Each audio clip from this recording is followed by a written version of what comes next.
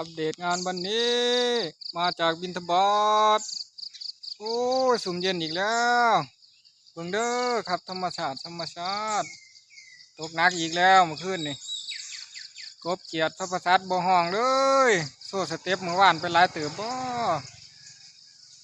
ทางอื่นเป็นจังไดเนาะฝ่าฝนอำนวยไปหอดบ่เนาะฝ่าฝนนี่ทางนี้แห้งคัก